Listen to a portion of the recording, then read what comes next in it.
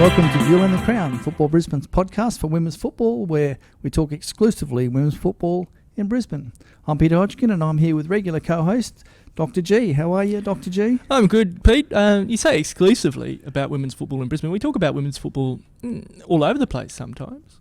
Well, all around the world, like the Under-17 Girls World Cup. How's that going? Semi-finals are done and dusted. I can tell you Japan beat Venezuela 4-1. Mm-hmm. And Spain beat Italy 2-0. Mm-hmm. So on the 4th of April, so in a couple of days, will be the final. I'm still tipping Japan. I think Asia will rule the world in under-17 girls football. There you go. I actually caught a bit of that on the SBS. It was on during the day. I'm a very busy person during the day, so I did catch a bit of the Japan. Oh, I didn't realise it was on SBS. I've been watching it on the FIFA.com. Okay, well, SBS had the two semi-finals live on one of their channels. And also live through their website. So if you are, it was sort of 9 or 10 in the morning. Okay. If you're around it, and it'll be on the weekend, it'll probably be on again. So check your local guides for viewing details. And it's good fun to watch them play. I think... I'm not sure that second penalty Spain got in the semi-final was a penalty. Was that off the free kick? No, it was through ball. I just think it was one of those dodgy ones, but that's the way it goes. Sometimes they go for you, sometimes against you. They do. The news from last week, we had Mike Cornby on. We did. SEQ WPL split into two divisions after the first round of 13 games. Now, one thing we didn't ask Mike, and I got clarified from Football Brisbane this week, is that the points that you get in the first 13 rounds continue on. Okay. So if you're out there listening, get some points in the early part of the season, and they might help you out in the latter part of the season. So Mitchie's in big trouble. No, we've got points. Once. We've got 2 wins and 2 losses. Okay. So that's too cheeky. Okay. Yeah, okay. So that means the team that wins 8th in the bottom half, the top of the bottom group, will have presumably the most points, and then is still more likely to get into their finals competition for that second grouping. Yes. And you might end up with a situation where the team that finishes 8th goes on for another 7 weeks, 6 games, and ends up with more points than the team that finishes 6th in the top league. Well, yes, it should happen. It should happen like that. Yeah. Yes. And that brings up another question, because if we then have a bottom 7, and that's now the second tier, does that mean that, and East assume finish in the top 7, then East can't win the second tier for the 5th year in a row? Lex, that's a technicality. That's it. They can't. It's the second tier now. I disagree. No. They're not going to call it the South East Queensland Premier League 2. As well. Mm. Yeah. Anyway, we did get some feedback from some of the coaches about the split. We got some notification from Football Brisbane about the split, but we didn't really get any details yet as to the rationale behind it. Yeah, any of those types of things. I'd be more interested in that personally. Yeah, the feelings were fairly split. Some liked maybe to have 2 rounds. Some were happy to have the split. Nobody was really one way or the other. No one's going to die in a ditch. No one was really that upset about the decision. It was like, well, that's the way it is now. Let's get on with it. Maybe it could have been this way. Maybe it could have been that way. But the main thing, I think that was nice about the feedback, was everybody was making points about what was better for women's football. So it was all about the game as the interest and the competition as an interest, not whether it suited the club or them personally.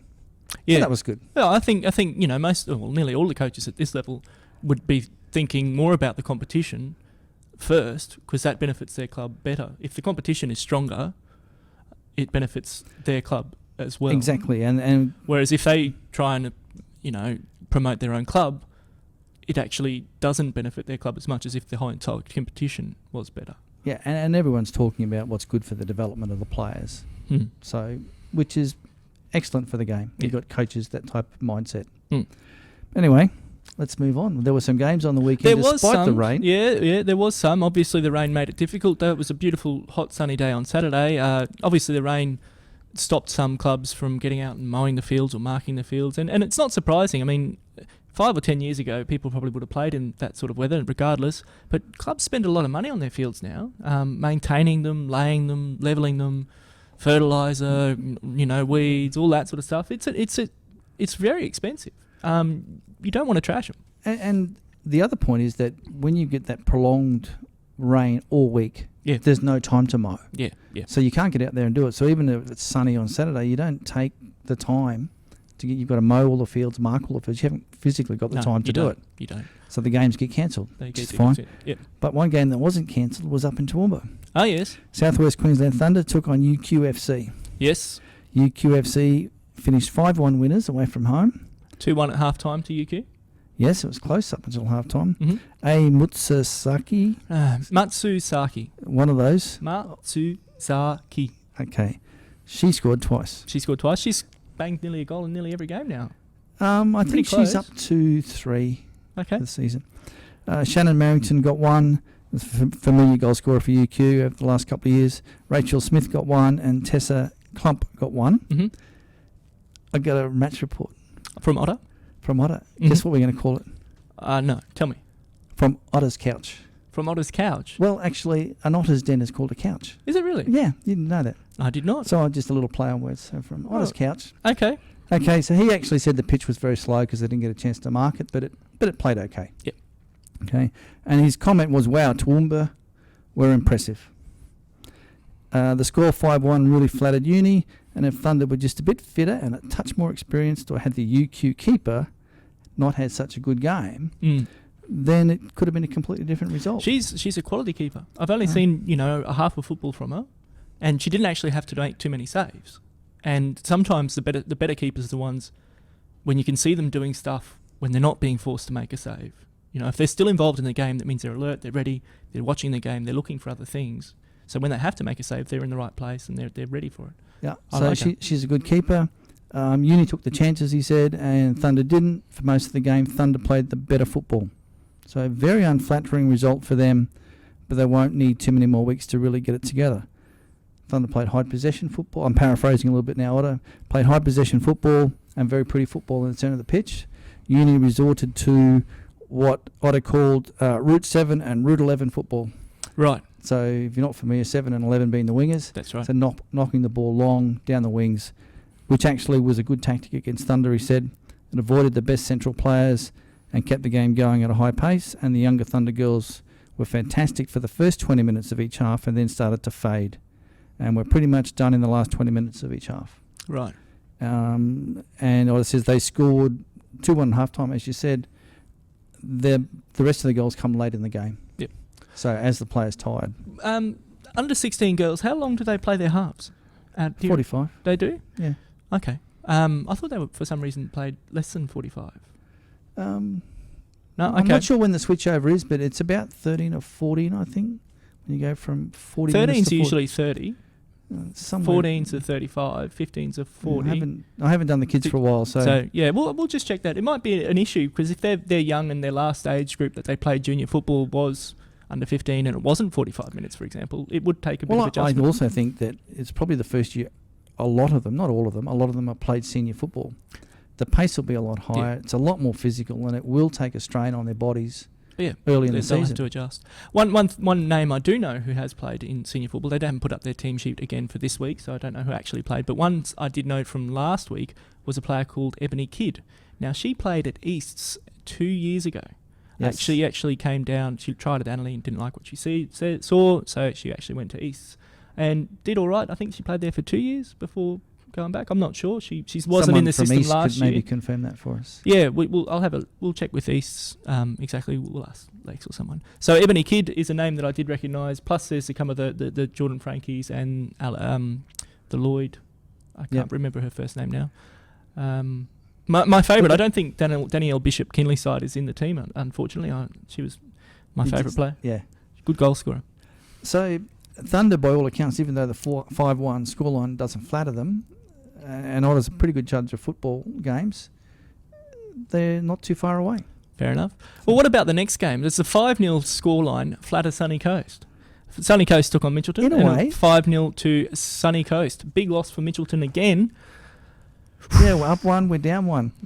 Let me tell you about this game. We conceded a goal about 20 minutes in. Mm-hmm. Really unfortunate goalkeeping error to young Chelsea, who's actually our reserve keeper. So a bit nervous, made a mistake, but we're all good with that, Chelsea. You're fine. They got in front 1-0. The game was fairly even. The last kick of the first half was a penalty to Mitchelton that Renee Rudder saved. So instead of going in at 1-1, we went in 1-0 down. Mm. So, but very close in the first half, very competitive game. Came out in the second half, Fire popped one over the top early on, raced, outstripped the defence, the pace, and it was 2-0. We then hit the post, upright with Renee Rudder beaten, and the rebound unfortunately went to their player, not our player. Stayed 2-0. It was very, very hot. We lost Summer Dixon before the game with a transport problem. We couldn't get anybody else there. We then lost a centre back early in the first half. Sounds like a lot of excuses here, Pete. No excuses. Fire deserved to win. Happy for I'm that. gracious. It's very gracious for you to acknowledge that a team that won 5-0 deserves to win. I am. They had a good game. But they scored some late goals. The last one right in injury time, deep in injury time. So it blew out the score a little, but it was very, very hot. It's interesting there's another penalty save. Now, if we saw on the highlights reel, the Gap took on Olympic last week. Yes. And there was a penalty saved in that. Taringa missed a penalty in the first round of the competition. Annalie missed one last week. Yeah, so penalties aren't the goals we're expecting. We'll have to get more on those those figures. It's an interesting little thing. Maybe the coaches should be going to the dot, going to the penalty spot and practicing that. I did mention that at training last night, looking straight at Courtney. Look, Fire played very well. They looked impressive at times, and they're quite quick. So they got the points, and good luck. So number 9 was really good. I don't know what the girl's name was. I haven't seen the team sheet's sheet. not on again. But yeah, look, they were happy. They were happy they won. We were happy we didn't sort of lose too many players out of the game because it was very hot and very physical. Yeah. It's amazing. We're April now and it's still 30 degrees. Yeah. That's quite stunning. Now, we talked the other week about how Taringa went up there and to play on the backfield with funny posts. Well, we went up there and we played at Stockman Stadium. Very impressive stadium. Great place to play football. Sunny Coast were very accommodating, very hospitable to us. Excellent service up there. Looked after us very well. And the dressing rooms up there, absolute magic. Massive big dressing rooms, air-conditioned, carpeted, everything you'd possibly want. I don't understand why a dressing room's carpeted. I mean, most people come in with their boots on, or is there a sign, no boots in the clubhouse? No, it doesn't have one of those. Just making the point, though, that Stockman Stadium is a great place to play football. The pitch was really good condition despite the rain. And then they played the NPL under-20s and then the NPL senior men after the girls. I still think 10 o'clock's a bit early. If they could move it back to 11, perhaps it would have been okay. It was hot all day. Yeah. But look, congratulations, Fire. Well done. Love the stadium. Okay. And the final game that did occur was South's hosted Eastern Suburbs. The two Cardinal Points took on each other at Wakeley Park. Wakeley? And East were the winners of that game, 5-2. Goals for Souths from Stephanie White, is it? Yes, Stephanie White. Jade Saunders. Jade Saunders has been around for a few years. Yes. At Souths and also at Mount Gravatt, even before that. So maybe she's experienced. Yeah, it's definitely experienced. I did get a bit of a report from Wayne Hammond from Souths, and I'll just pull it up. He unfortunately didn't get to see the game beforehand. Okay, while you're pulling your report up, Renee Cohen for East scored on the 29th minute. Yep. Thanks again to Trish Durin. Yep. Lauren Askin on the 32nd minute, so 2-0 at half-time. Georgina Amos chipped in with one on 52nd minute, and Tiff Roberts on 55, and again on 72. So two little quick goals beside each other in the first half and the second half, and one sort of to seal it. Stephanie White came on as a substitute there for South, so she probably scored late on too. Presumably late.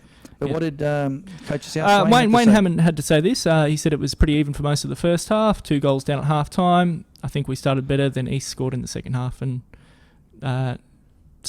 started better than East in the second half and scored early in the second half. So South scored early in that second half. Then they got their third and sort of ran away from it there. He says they're also a young squad with most of the team around 18 or under, and they're still trying to get better movement off the ball. So, East are on fire, good form for East. It's another game with lots of goal scorers. Interestingly, Nicole Quinn, who has scored in the last 2 games, came on as a substitute. So they've got depth. I mean, they've got players everywhere. And Jeff Herford said about the game that perhaps it should have been a bigger score and we dominated possession and created heaps of chances.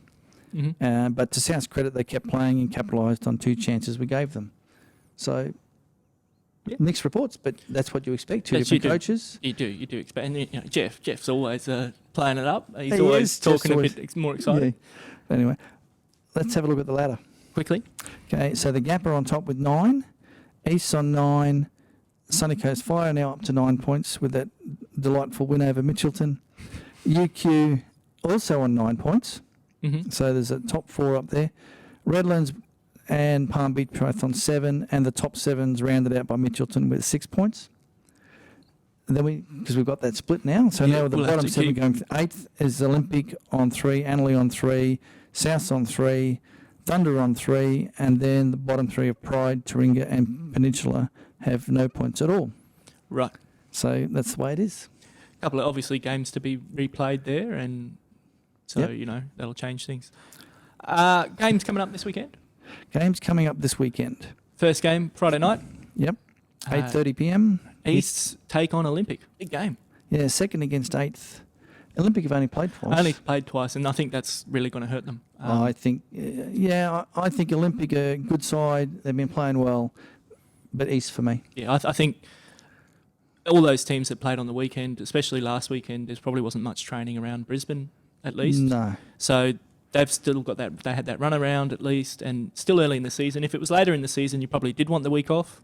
But at this time of the season, you want to keep playing football and getting into the rhythm. So I think East will probably get up here, but it'll be a sterner test for East, I think, this week. And the BWPL side for East play at 6:30. Mm-hmm. So it'll be a nice double header down at Heath Park. It always is on a Friday night. They try and do that, and they're the only women's football on a Friday night. So you get down to Heath Park. Saturday at 3 p.m. At Briggs Road Sporting Complex. Mm-hmm. I'm not sure where that is. I've not been there. But Western Pride, who are 12th, take on Taringa Rovers, who are 13th. Right. And Western Pride also have only played 2 games as well. So, but Taringa didn't play last week. I don't know. I really don't know. Hopefully one of these teams will get a win for their first time of the season. Yeah, it'd be tough on both if they draw. Yeah. Oh, yeah. I think Taringa will probably get up. I think there's probably a little bit more experience in their side. But on the flip side, Western Pride have got that youth factor. Maybe a bit more pace. So hard to say. I'm tipping a home victory there, just. I think I'll go with Taringa. Okay. The next game there at Malawa Sporting Complex, also at 3 p.m. Palm Beach take on Sunny Coast. Big game. Young teams taking on each other. Sunny Coast. Palm Beach haven't lost yet. No, they haven't. And the last game they drew with Redlands. So they've got very form good on the board. They do have form, but again, that week off, I think it'll be another draw. I think Sunny Coast. They might also cancel each other out, being 2 sort of NPL schooled clubs. Well, young players, and certainly vouch that Sunny Coast are a young side. I think Palm Beach just.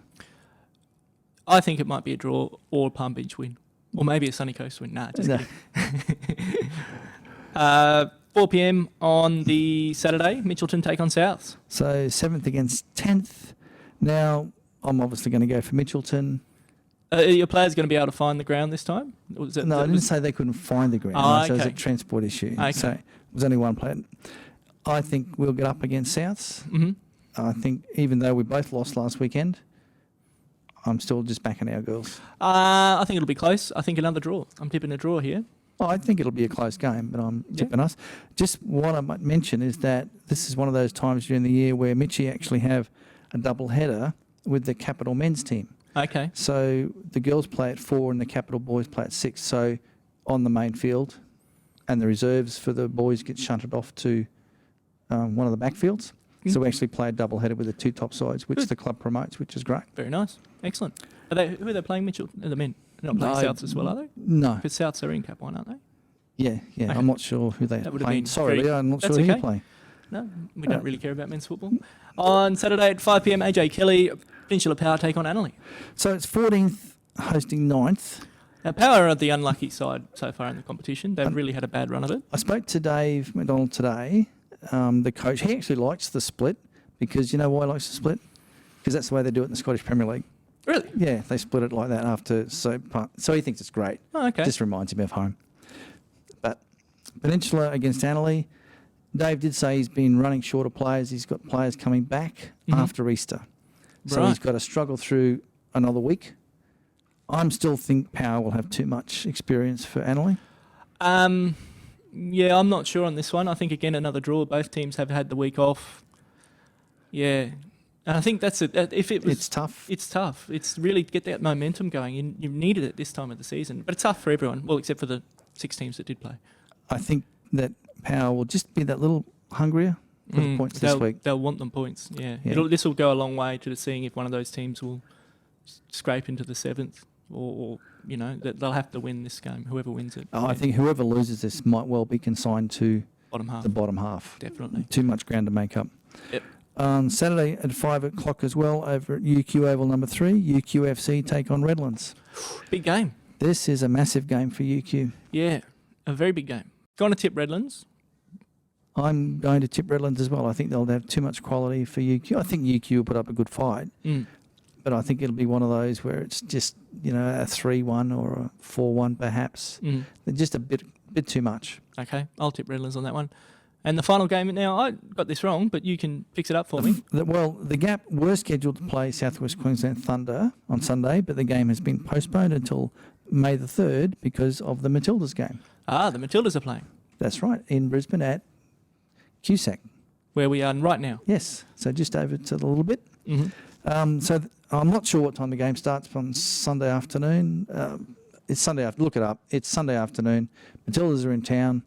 The national team's playing. So there shouldn't be any women's game scheduled on Sunday afternoon at all. Everyone should have gone, please cancel my game, postpone it so I can go and watch the Matildas play. And I'm pretty sure a lot of clubs have done that already. And Football Brisbane quite accommodating with that. Well, yeah, that's good. So that's on Sunday, get out here to QSAC to watch the Matildas take on Brazil.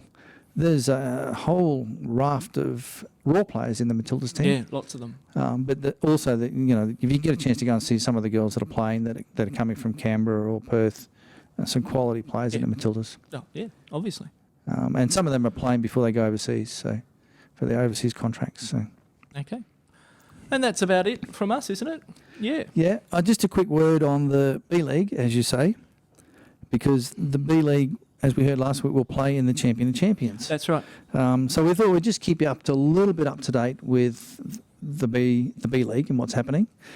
Currently, the teams on top of the ladder in the B League are East and Ipswich, followed by the Gap and Redlands. So the top 4 is starting to take a little bit of shape. Eastern Suburbs are probably favourites to get that Champion of Champions spot. There you go. And the other thing with that is in the Elaine Watson Cup, the 2 Brisbane Premier League teams, Ipswich Knights and Pine Hills, who don't have teams in the SEQ League, those 2 teams will be in the Elaine Watson Cup with all of the SEQ Premier League teams, which will be good for them. It will be. And Pine Hills had a nice 1-0 win over the Gap last weekend, one of the few games that was played. The Sapphire BWPL team, that competition, reserve grade. The Gap haven't lost too many games over the last few years, even though East have dominated. Yeah, the Gap have been like that second team. So for Pine Hills to get up over them at this point of the season is showing good signs for Pine Hills. I heard there was a new mantle. There was a mantle of interchange being conferred to the Pine Hills coach. He's taken the title. Apparently. But that is a good result, and it was a close game apparently, and Pine Hills just nabbed that one goal. And there were quite a number of the SEQ coaches were out watching that game as well. Oh, right. Well, because there was nothing on. Not on anything on Saturday, so it attracted some interest. So there's some good football in the B League as well. Definitely. So that's your women's football for this week. Get out to watch some game on Friday or Saturday. Get out to the Matildas on Sunday. No excuses. Let's get out there and watch some women's football. See ya. Thanks for listening.